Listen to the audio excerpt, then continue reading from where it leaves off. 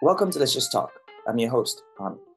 Joining us today is Professor Norman Finkelstein, a prominent political scientist and historian.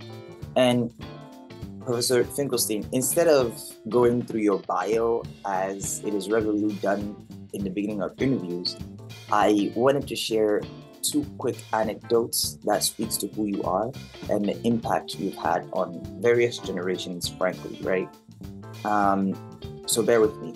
A couple of months ago, I was asked by one of the elders that I know in Jewish Voice of Peace to help document one of their actions in New York City, along with the New York City War Resisters League. And while documenting this, a group of pro-Israel folks showed up and started yelling at them. And their only response was, Norman Finkelstein, Norman Finkelstein, read Norman Finkelstein. And this was a group of elders, right? And it was like grannies, raging grannies, like a group of elders that got together to protest. And I was standing there fasting. I was like, how many scholars are getting their names shouted during demonstrations against war? So that's one. And then the second anecdote I wanted to tell you was how I discovered who you were.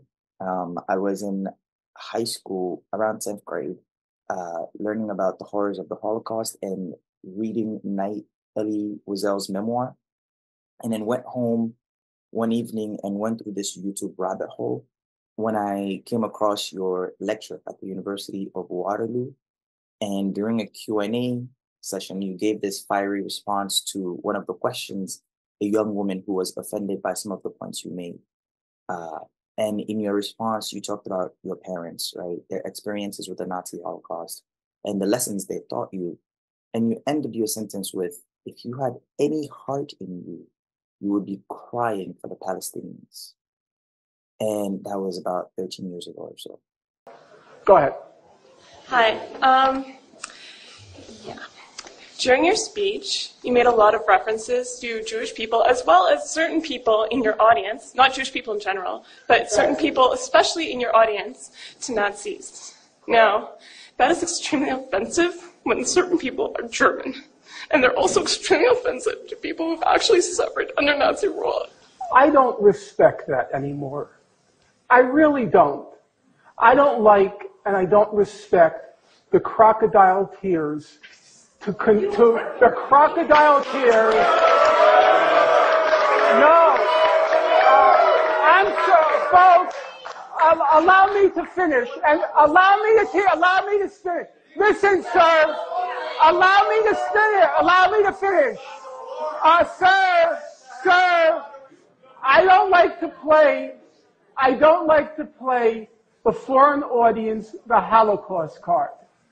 But since now I feel compelled to. My late father was in Auschwitz. My late mother, please shut up.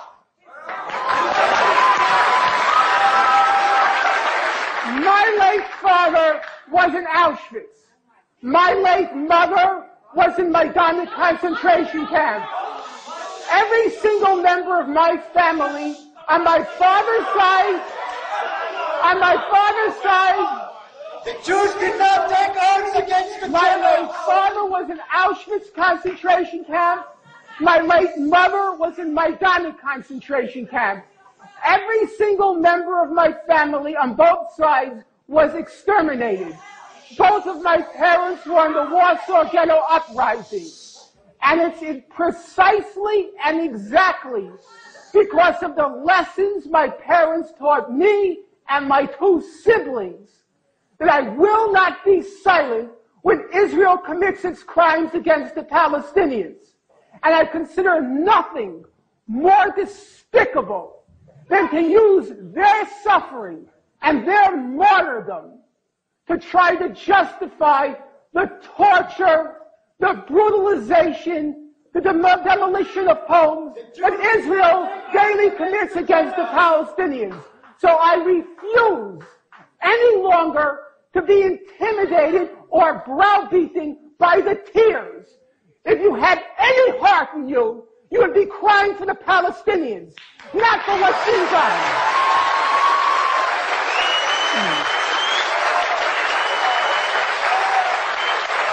So I'd love to hear from you now what those words mean to you today, if any. Well, thank you for having me on your program. The words mean exactly the same back then as they do now. I grew up in a home that was saturated with politics.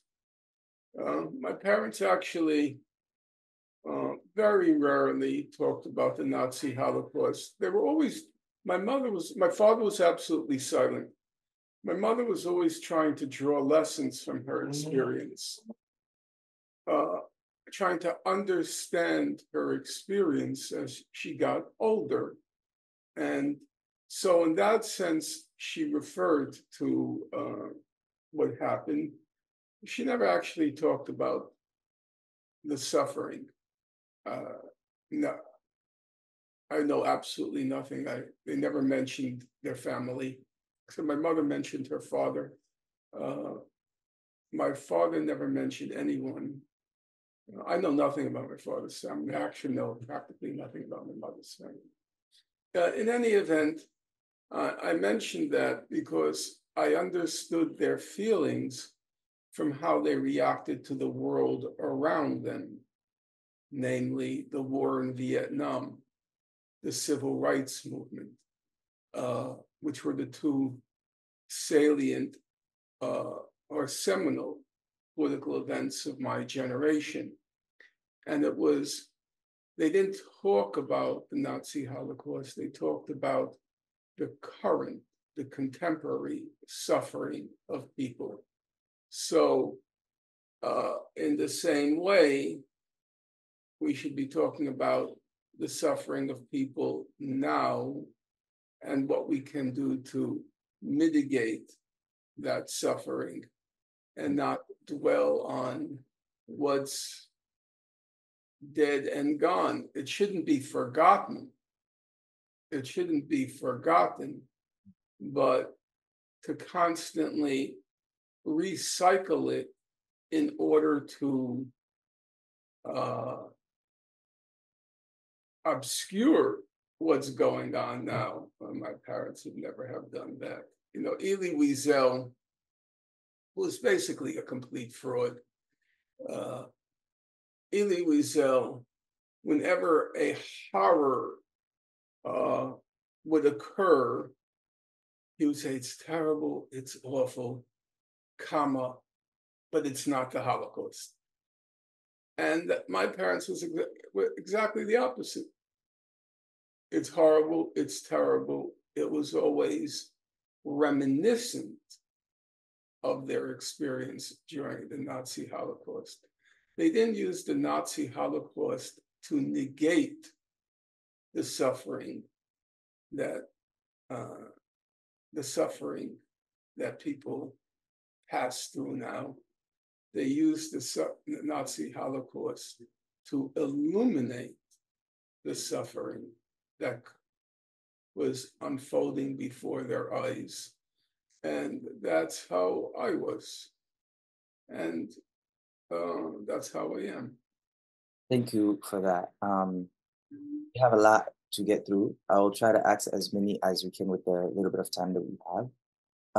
But I want to pivot to your book, Methods in Madness, right? You describe Israel's military strategy towards Gaza as progressively more brutal and inhumane, right? Citing shifts from targeting militants to tactics that punish the broader population. And reflecting on that, you also analyze the brutal intensification from operations like Cast Lead to Protect the Edge. And for our generation, this is our first time living through something like this, though we've read about it. So when we go back into the history books, we're seeing these threads of things that seem very similar to one another. I'm wondering if you can speak on this trajectory of the military approach and how it has evolved and how it's connected to what we're seeing today in Gaza? Well, if you stick strictly to the standard statistics, let's just take a couple of examples. Operation Protective Edge, Operation Cast Lead, that was 2008 to 2009, August 26th through January 17th. If you look at it, was 22 days. If you look at Operation Cast Lead, left behind at the end of Cast Lead, it's estimated there were 600,000 tons of rubble. Operation Protective Edge, which was 51 days, Operation Protective Edge, something like July 8th to August 26th, if my memory is right. Left behind was about 2.5 million tons of rubble. So already it's vastly different than Cast Lead. As of right now, the estimates for the current genocide is 45 million tons of rubble. So you could say from Cast Lead to Protective Edge, there was a significant quantitative leap from 600,000 to 2.6 million tons of rubble. But from Protective Edge to the current situation, it's where, as the expression has it, quantity turns into quality. It's something altogether new, from 2.6 million tons of rubble to about 45 million tons of rubble, and still ongoing. So I would say Operation Cast Lead and Operation Protective Edge, they had roughly the same goal, which was to pacify Gaza by delivering a warning.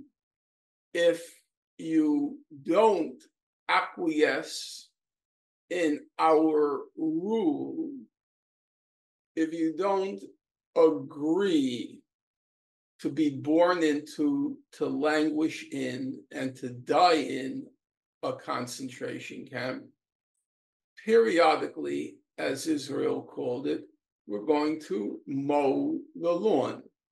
And mow the lawn were these high-tech killing sprees, which I've just described in just one minute detail. If you take another statistic, during Operation Protective Edge, about 300, I keep confusing. During Operation Cast Lead, about 350 children were killed. During Protective Edge, about 550 children were killed. Now the estimates are 15,000, 20,000 children killed.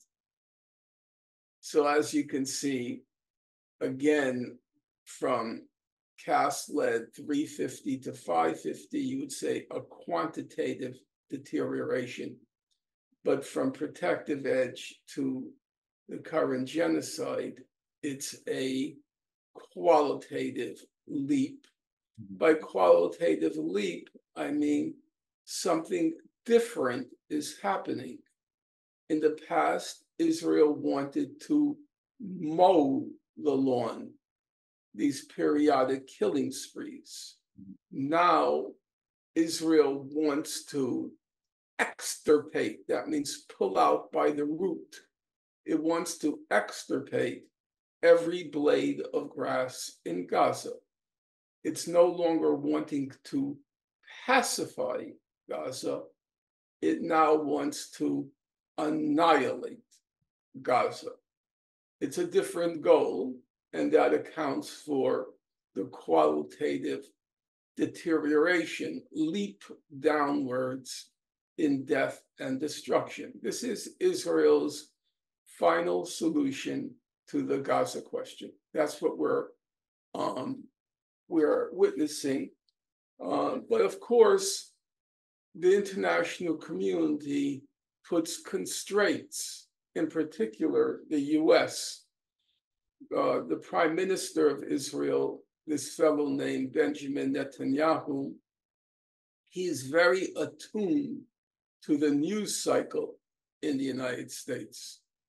And you could see it in how this genocide is being conducted.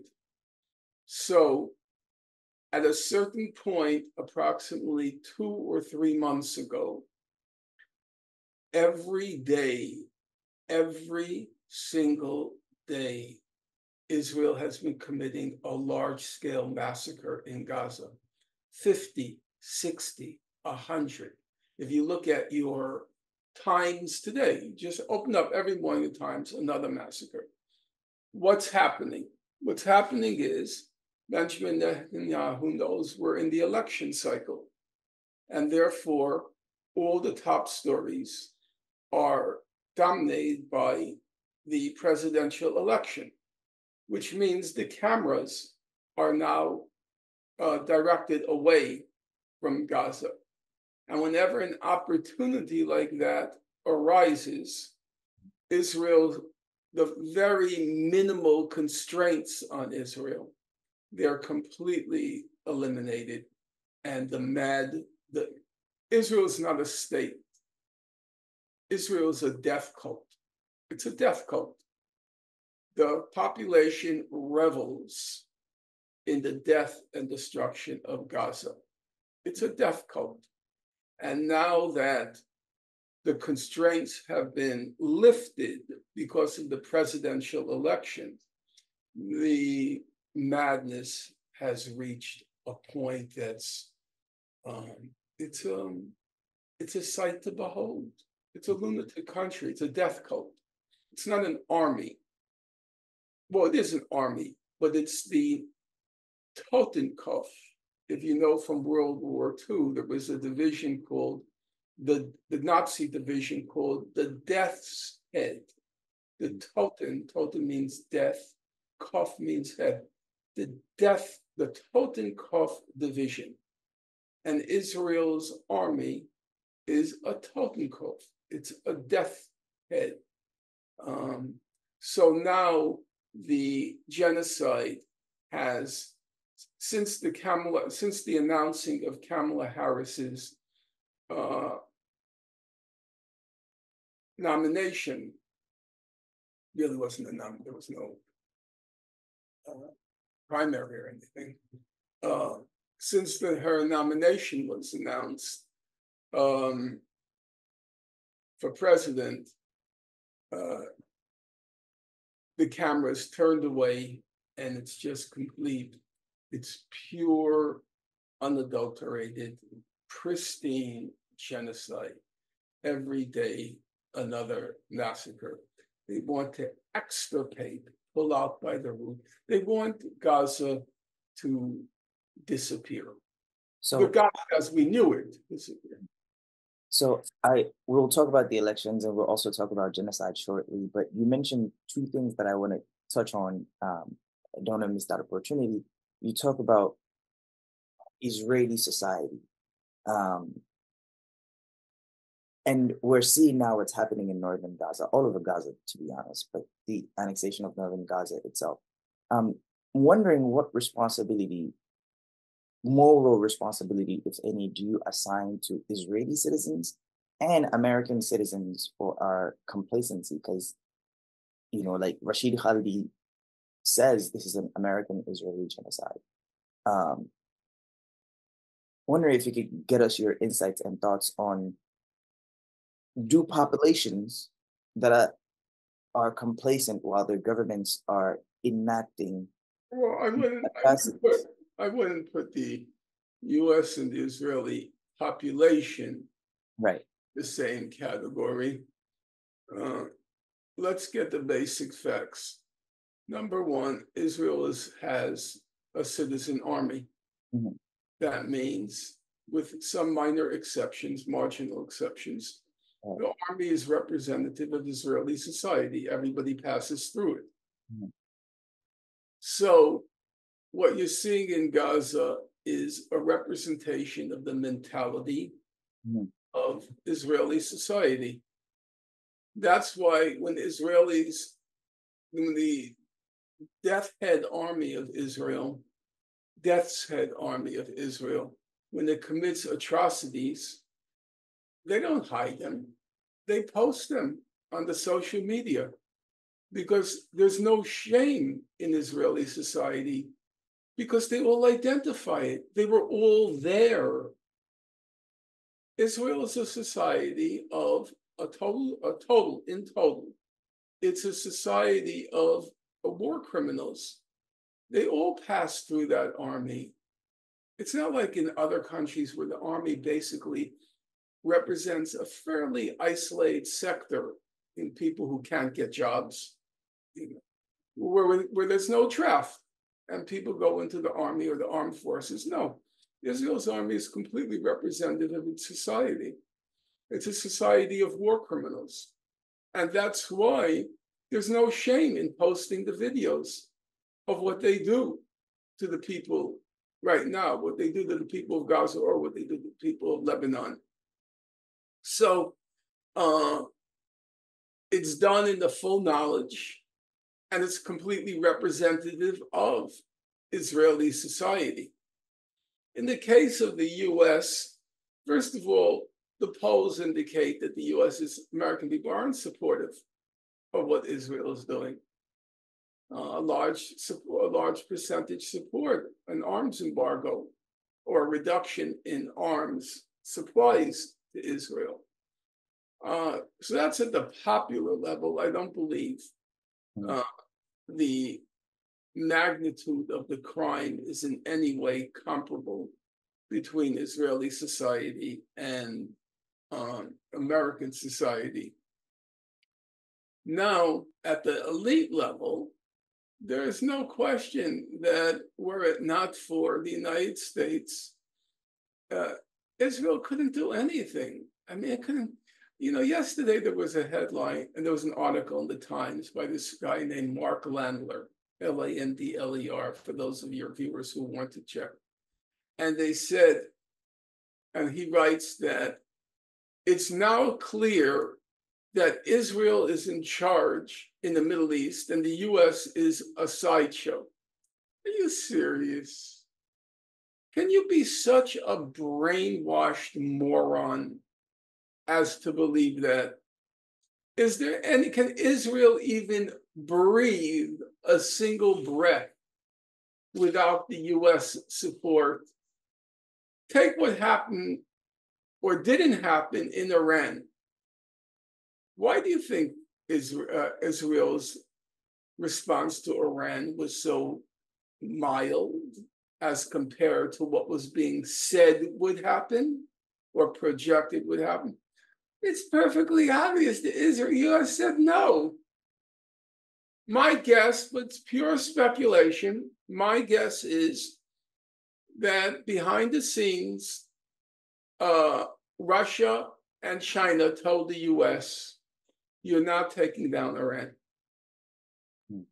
Because the Security Council has been notably silent in the past few weeks on the whole conflict when all the talk was about attacking Iran. And I believe, but I can't prove it, it's pure speculation, that behind the scenes, Russia and China said Iran was a red line. No regime change in Iran, no attacking the oil fields, no attacking the nuclear reactor. And the US simply said to Israel, very, very simple thing. All it said was, if you want to attack, go ahead, but we're not supporting you. And that's the equivalent of pulling the plug. That's over. You can't do it. They can't do anything without us. The fact of the matter is, if I were running for president and I were to take out one ad, the ad would be a stadium filled with 15,000 children. 15,000 children. Just a stadium filled with 15,000 children. And the ad would have two subtitles. The first subtitle would be Joe Biden and Kamala Harris killed these children. Second subtitle, do you really want to vote for her? That's it. They killed them. That's a simple fact. They murdered, that is a fact. They, Joe Biden and Kamala Harris, they murdered 15,000 children. So that to me is an irrefutable, indisputable, incontestable fact. They murdered 15,000 children. When you vote for Kamala Harris, you're voting for somebody who murdered 15,000 children. That's what you do. And no disagreement there. We're just going to jump right into the elections because this is... I mean, if you want to vote for her, vote for her. If you think Trump is the bigger evil, fine. But be cognizant of who you're voting for. You're voting for somebody who murdered 15,000 children. We are... Period, full stop. We are 4 days away from the elections. And how many days? 4 or 5 now. Is it really that? It's so close. So could you give us a deeper analysis of what we're looking at here? Because from what I can gauge, right, whether it's Trump or Kamala in that office come next January, the tone on Gaza is not going to change. No possibility. And so I doubt Kamala Harris could find Gaza on the map. I do. I very much doubt she could find Kamala. I don't think she could find anything on the map except for Los Angeles and San Francisco. She's a moron. She's incapable of a lucid thought. She is. She's constitutionally incapable of a lucid thought. Whoever wins, I mean, it's a cliche, but the reason cliches are cliches is because they're most of the time true. Whoever wins, we lose. Right. That's for sure. I'll be disappointed if Kamala Harris wins. I'll be disappointed if Donald Trump wins. Either way, whoever wins. But here I have opinions which I admit they're not based in deep knowledge, but I think they're based on some understanding. And I think what's being said about Trump is completely ridiculous. He doesn't represent a fascist threat, a Hitler. This is all really stupid. It's extremely unpatriotic. You know why? Why it's unpatriotic? Because it suggests that our institutions are so weak that did you study in the United States? I don't know. Okay.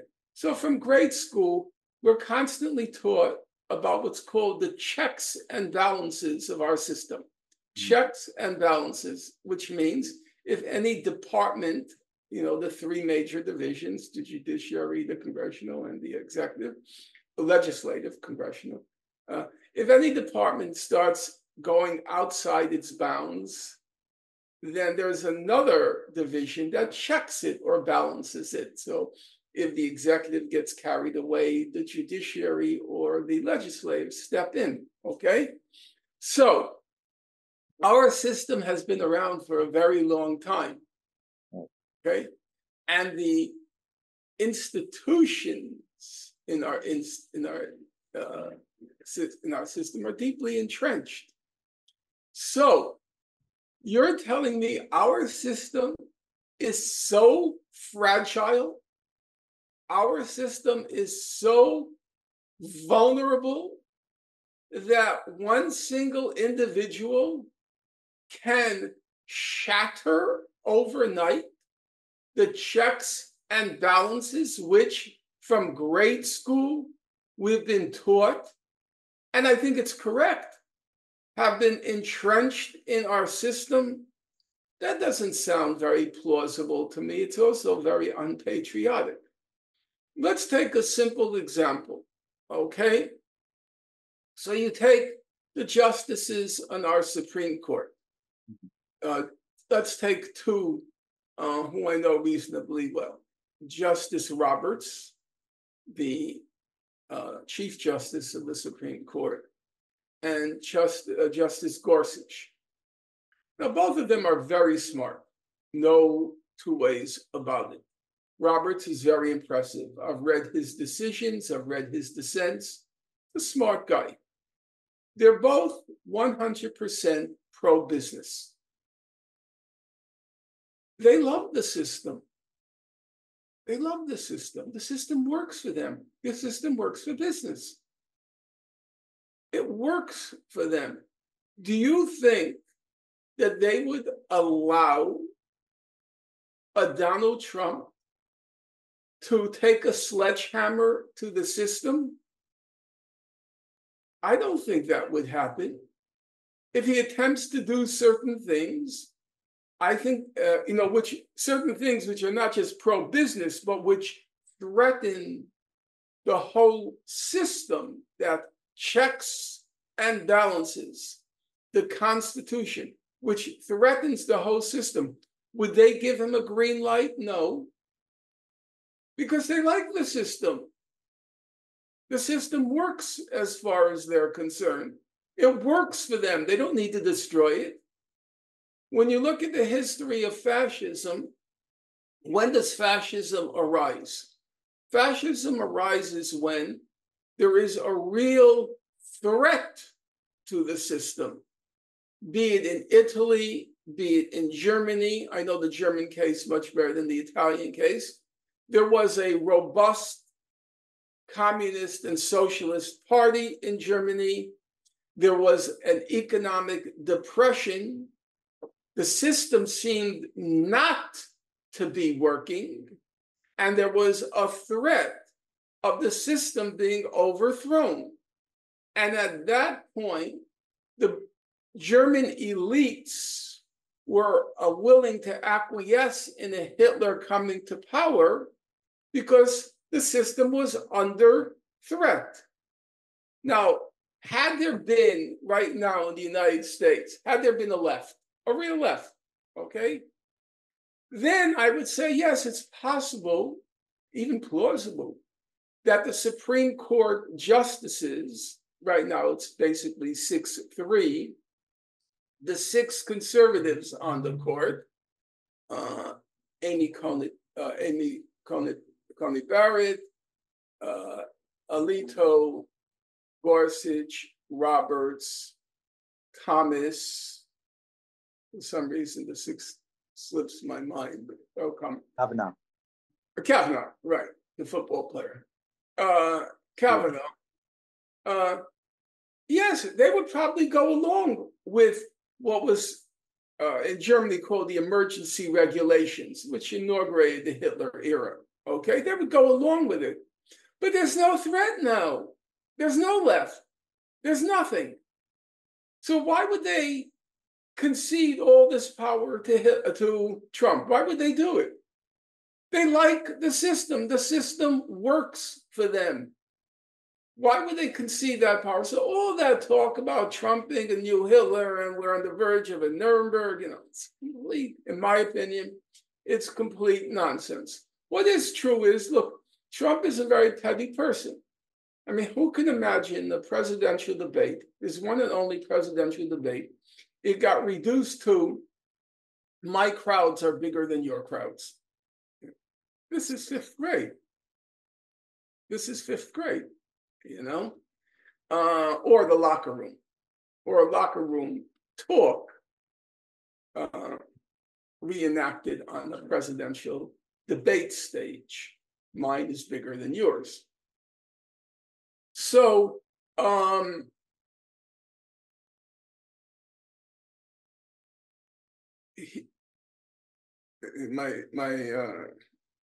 he's a petty guy. So, when comes into office, he's going to go after the judges who gave him a hard time in all those cases. And unfortunately, it's not because he cares about the issues, which he doesn't, but he cares about the people associated with the issues. It's very different. He's going to go after all the quote unquote liberal causes, not because he gives a darn about it. Look, he was a New Yorker. When you're a New Yorker, being quote unquote liberal is kind of in your bones. He used to go to the same parties. If you look, I think he was at, or the Clintons were at his wedding, or he was at the Clinton. No, he wasn't at the Clintons' wedding. But you see all these pictures. They all fraternized. They were all friends. They say politics ends at the river's edge. That expression. Yeah. It simply means when it's a foreign war, then there's no politics anymore. We have to all come together. Politics. Yep. And it's the same thing with the ruling elite. When it comes to money, that's where politics ends. Then they're all together. They're all together. Politics ends when it comes to our pocketbook. Okay? So they all fraternized together. They were all friends. So he doesn't care about the issues. But unfortunately, those issues are attached to people who he deeply resents. So to go after the people, he will go after the causes they represent. And that means the whole quote unquote liberal agenda. He has no idea. And there was actually an article, a typically stupid article in the New York Times by this guy, Peter Baker. I think it was on Sunday. And he said, Trump is a fascist, Trump is a Hitler, Trump is a Stalin, blah, blah, blah, blah, blah. But then they interviewed John Bolton, who he's a monster, a certifiable monster. They interviewed John Bolton, and Bolton said, Trump's mind is not big enough to have an idea like fascism, which is true. He's not delivering an ideology when he speaks. I mean, when you listen to Hitler speak, there's an ideology there. It's crazed, it's a lunatic, but it's an ideology. Trump is just trash jokes. There's no Hitler there. There's a nasty guy and petty, nasty and petty. And on the domestic front, it will be a disaster unless a movement mobilizes. He has to deliver something, and he will deliver it on immigrants, presumably. I can't tell you because I don't know the logistics of the law and the logistics of trying to carry out a mass deportation. But he's unfortunately now he has to deliver on it, because he made a key point of his candidacy, so he has to deliver on it. So that will be a problem. Foreign policy, I think he will probably be better, in my opinion.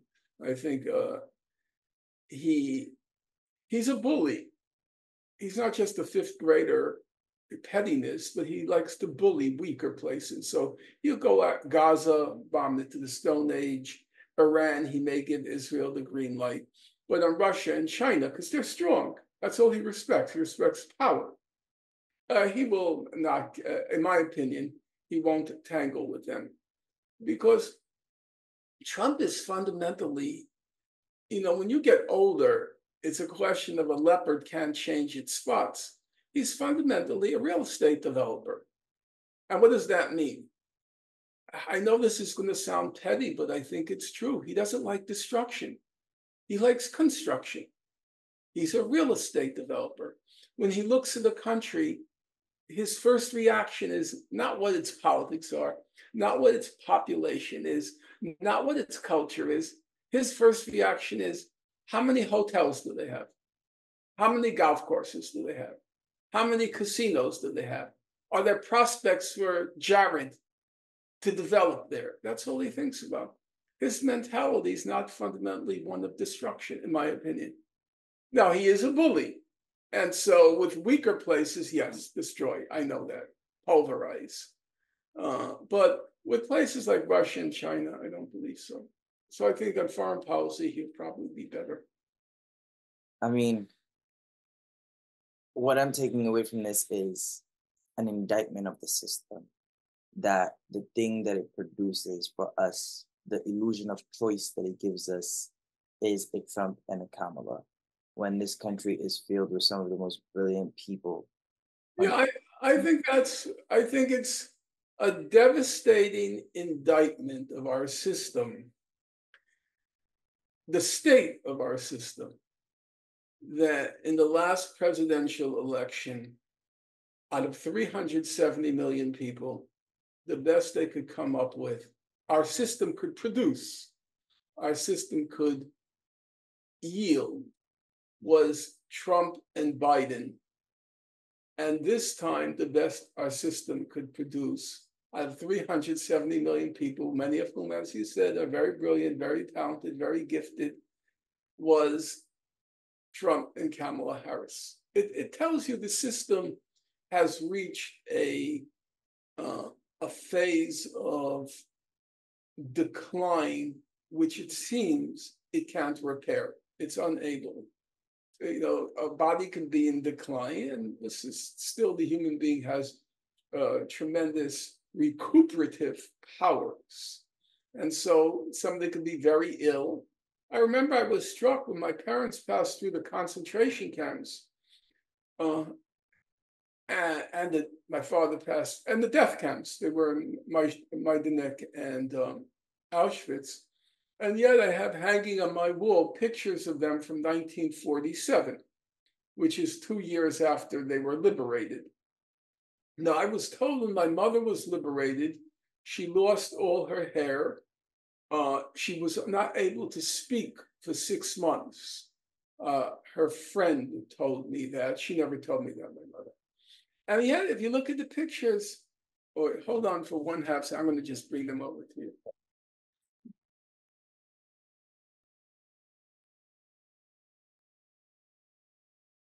So this is my father in 1947.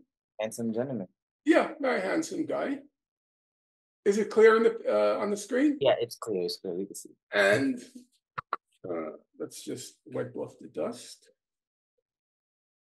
So this is my mother. Move it a little bit this way. Yep. Okay. It's clear? Yep. So when I looked at that, it reminded me the body has incredible recuperative powers. Mm-hmm. My father was in the Auschwitz death march. Do you understand that? My father survived not just Auschwitz, he survived the Auschwitz death march. My mother lost all her hair and she couldn't walk for 6 months.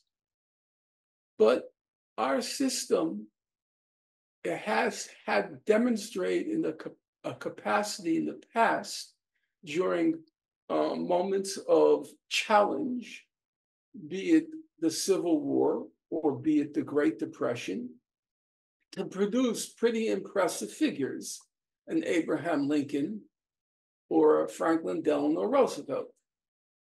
But I don't believe our system can do that anymore. Our system does not have the recuperative power anymore. It's entered a stage of senility, which you can't bounce back from. It's age, you know. So, and that's what this last demonstration, last election cycle, presidential election cycle, in my opinion, demonstrate. You have to admit that Professor Chomsky, who I defer to on all matters, because he was a man of stupendous brilliance. Agreed.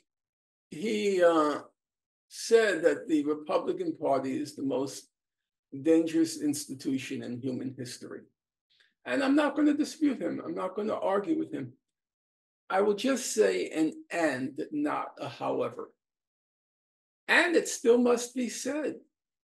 The Republican Party had a primary. It did. In our system, for better or for worse, the primary is considered a sine qua non of our democratic system. You could still, and they had, pretty impressive figures on stage.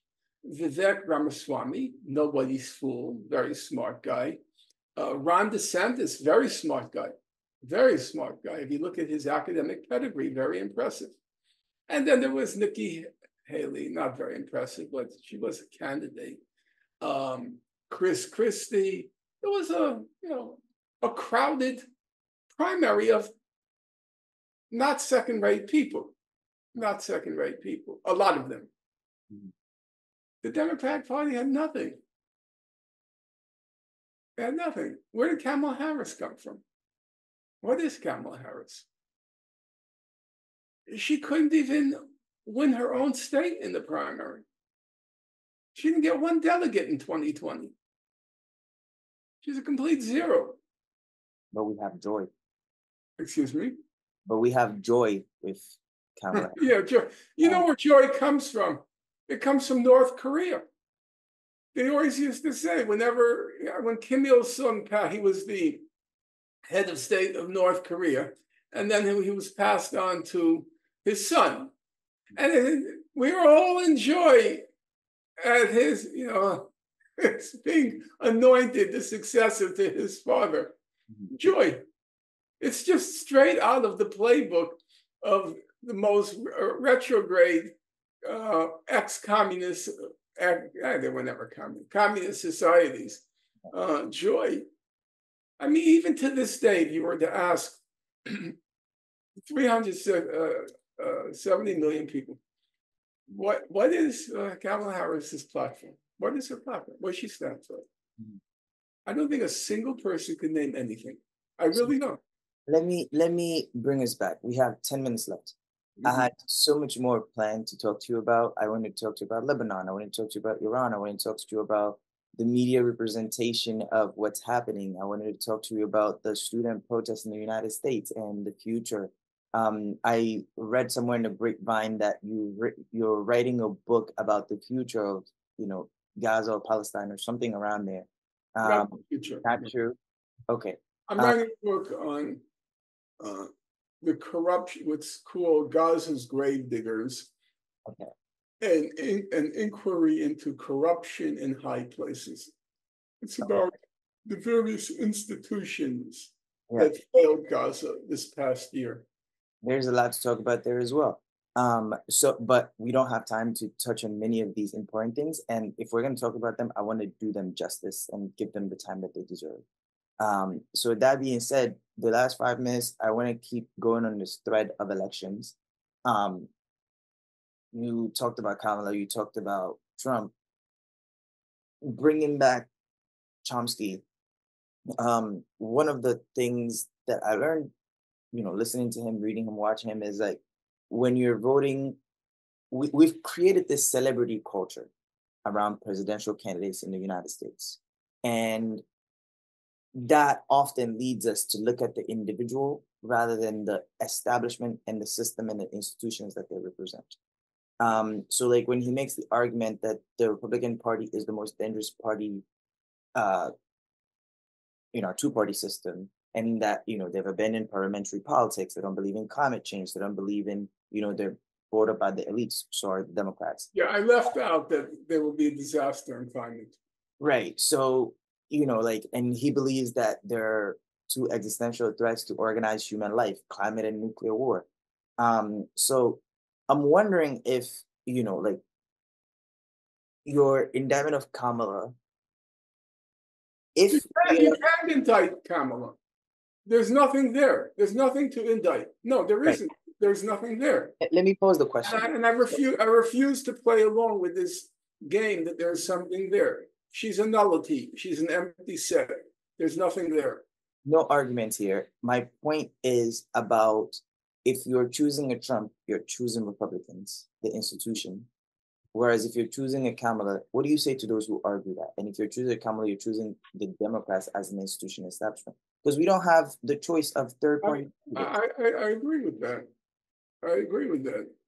I think that I said, if you choose to vote for Kamala Harris in the certain calculus, the lesser evil calculus, then at least you have to be honest and cognizant about what you're doing. You're voting for somebody who murdered 15,000 children. I remember one of my mentors before Professor Chomsky entered my life was the great Marxist economist Paul Sweezy, and he edited a journal called Monthly Review. And he said that when it comes to presidential elections, you should not reward those who did evil. You have an obligation to vote them out. You're transmitting a message. Right. We're holding you accountable for the crimes that you committed. Right. You're out. We're not going to, and that stuck with me. That stuck with me. Sweezy was a brilliant guy, knew politics as well as anybody. And in the 1950s, when he was writing, Monthly Review was established in 1949. It's still around, but it's not what it was in the heyday when Sweezy was its editor. They did have to make lesser evil choices. It was the Republicans and the Democrats during the Cold War, and both were evil. And they said you shouldn't reward those who committed evil or heinous acts. It was not much different than, in '68, where Lyndon Johnson was held culpable for the war in Vietnam, rightfully, and not voting for him meant voting for Richard Nixon. So we've been presented with those choices for a very long time now.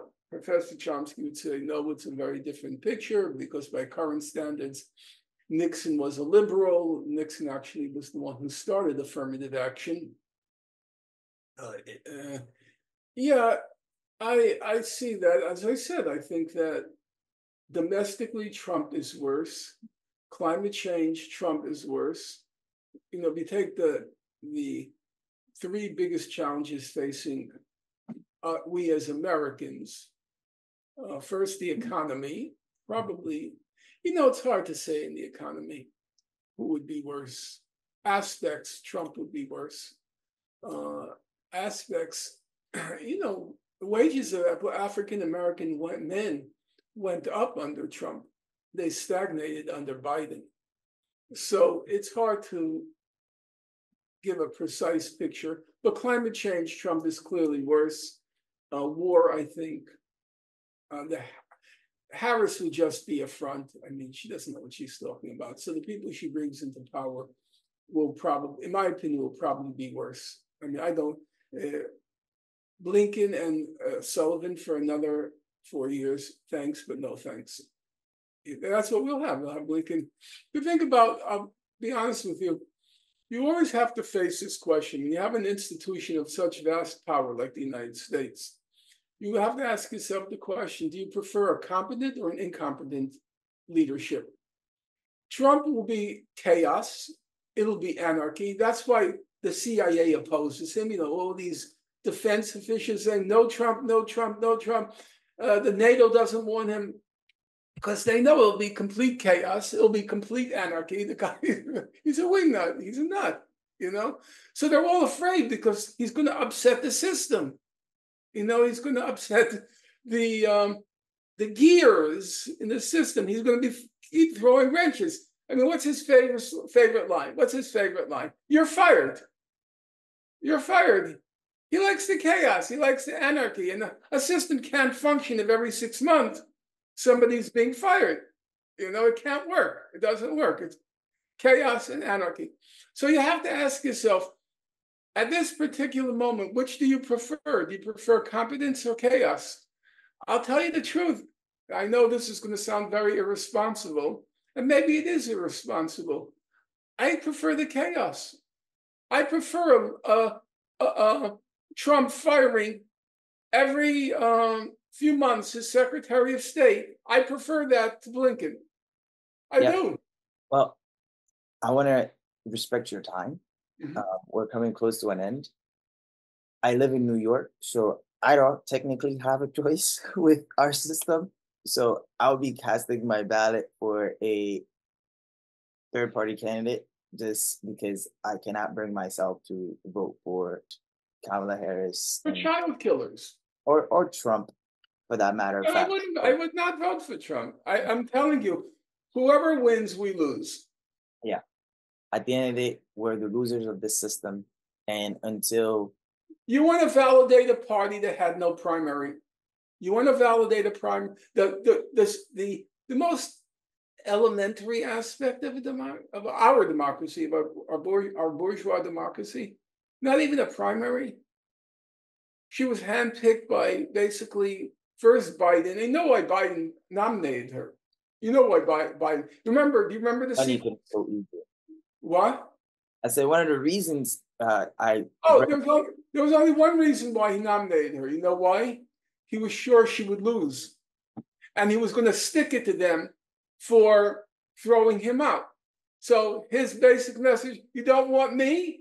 Okay. Now who you're stuck with.